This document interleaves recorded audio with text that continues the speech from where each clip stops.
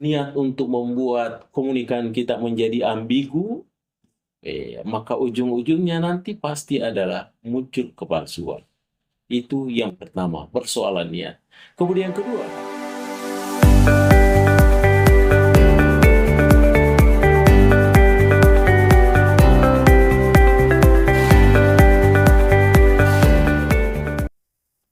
Assalamualaikum warahmatullahi wabarakatuh.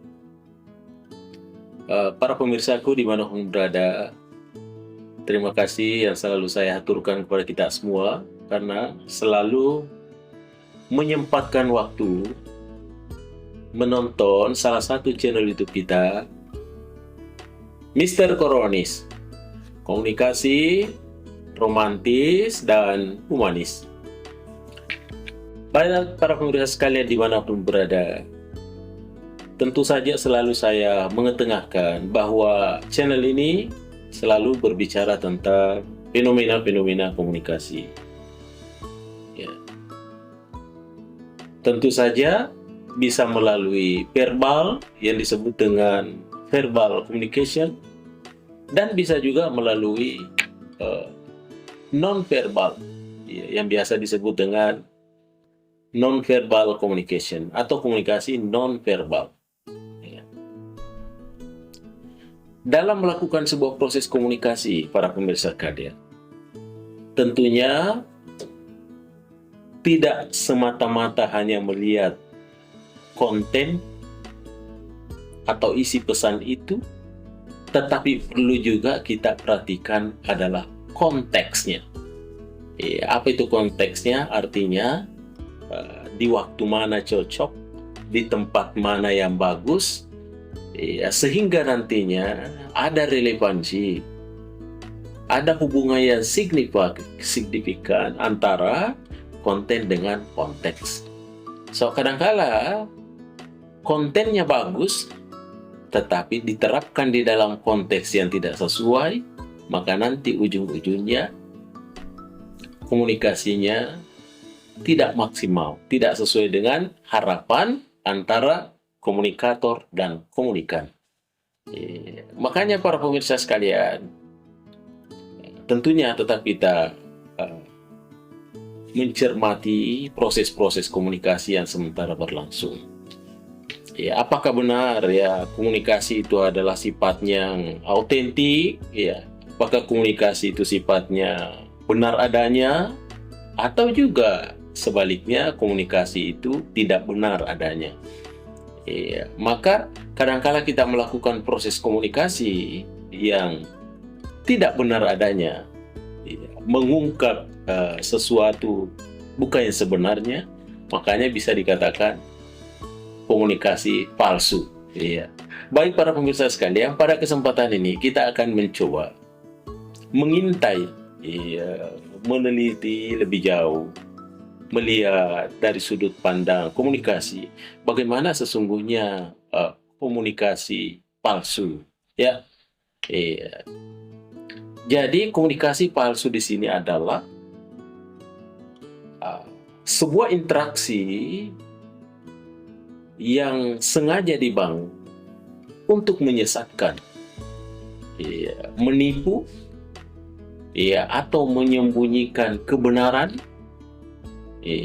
Dan proses kejadiannya boleh jadi melalui kebohongan langsung atau memanipulasi secara halus, demi untuk memenangkan, demi untuk memiliki motif-motif tertentu, sehingga komunikasi yang dibangun itu, saya katakan tadi bahwa mungkin kontennya bagus, tetapi isi konten itu adalah tidak mencerminkan data sesuai dengan aslinya. Makanya disebut dengan komunikasi palsu.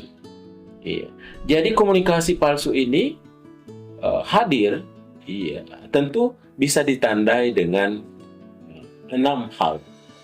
Yang pertama adalah kenapa sampai terjadi sebuah kepalsuan? Karena yang pertama adalah tergantung dari nawaitu, tergantung dari niat. Ya, kalau memang di awal kita berniat untuk menyesatkan, ya, niat untuk membuat komunikan kita menjadi ambigu, maka ujung-ujungnya nanti pasti adalah muncul kepalsuan. Itu yang pertama, persoalan niat. Kemudian kedua, adanya inkonsistensi informasi. Ya, bagaimana itu inkonsistensi informasi? Boleh jadi ditandai dengan ada cerita-cerita yang berubah, ya. Ada terjadi kontradiksi internal.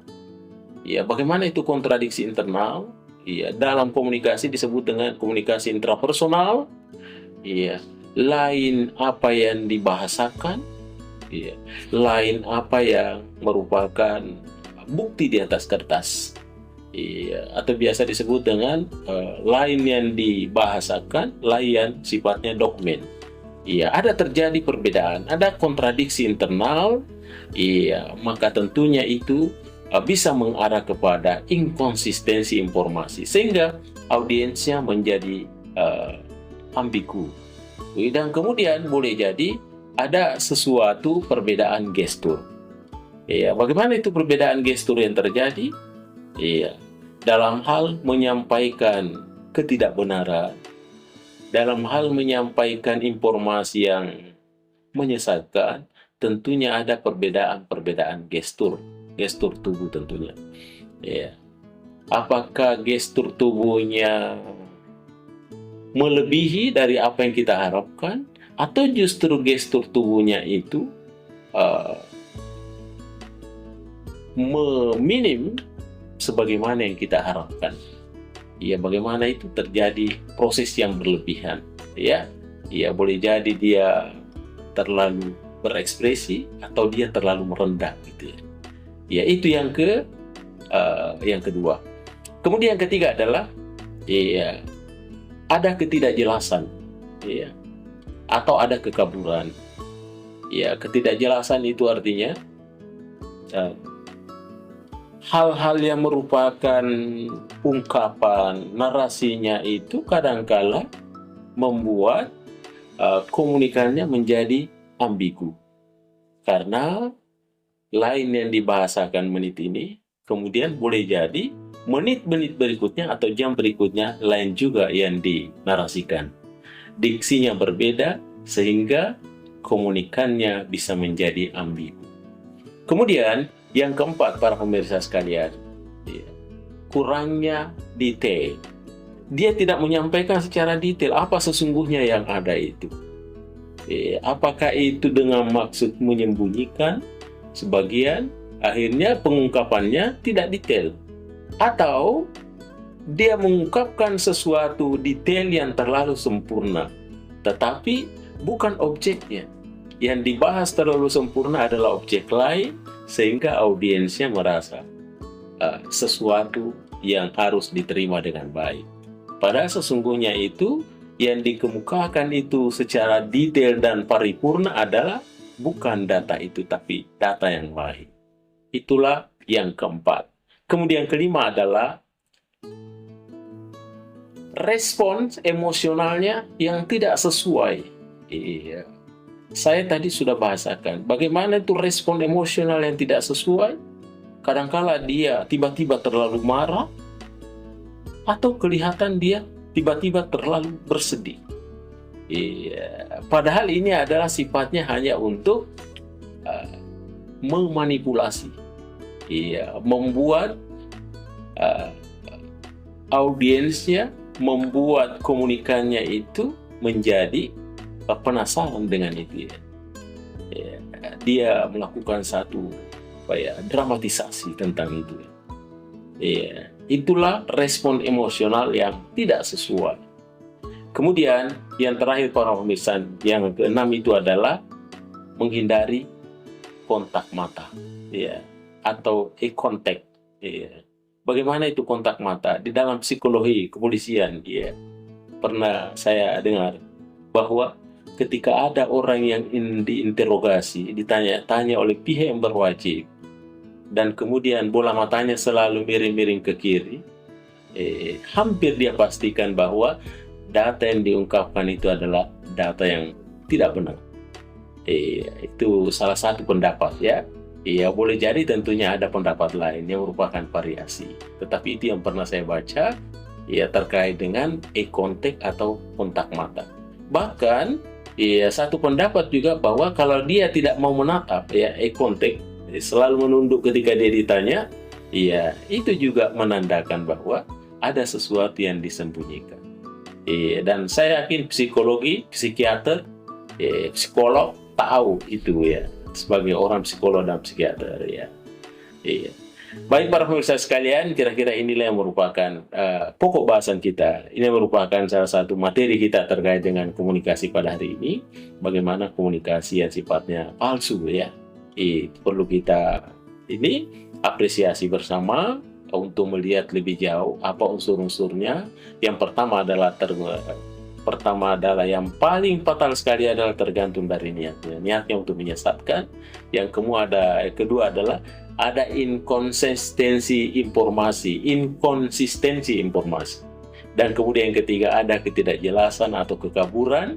Yang keempat adalah kurangnya detail atau detail yang sangat berlebihan. Nah, itu perlu dipertanyakan. Yang kelima adalah respon emosional yang tidak sesuai. Dan yang terakhir, yang keenam adalah menghindari eye contact atau kontak mata. Baik para pemirsa sekalian dimanapun berada, terima kasih atas segala atensinya. Mudah-mudahan ini tentunya dapat bermanfaat kepada diri saya sendiri dan bisa bermanfaat kepada para pemirsa terhadap audiens kita semuanya. Baik, demikian saya sampaikan. Mr. Koronis mengundurkan diri. Assalamualaikum warahmatullahi wabarakatuh. Mr. Koronis, jangan lupa